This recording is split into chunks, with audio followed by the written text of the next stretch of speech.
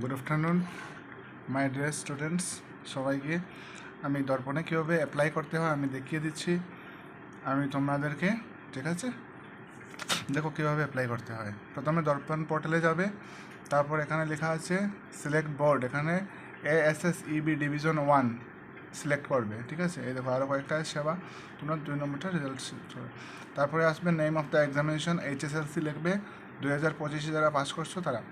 আমাদের স্কুলের কোড হচ্ছে B25-0152। তারপরে তোমাদের রোল নম্বর 600টা দেওয়া থাকবে, তোমরা কত মার্ক পেয়েছো এটা অটোমেটিক পার্সেন্টেজ এসে যাবে।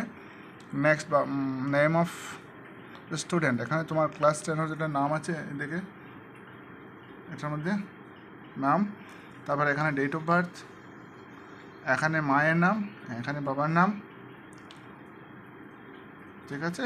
তারপরে এটা অপশনাল, এটা লাগবে না। তারপরে আসবে ফোন নম্বর, এখানে ফোন নম্বর ডালবে। ভেরিফিকেশন মোবাইল উইথ OTP, এখানে OTP গেট OTP।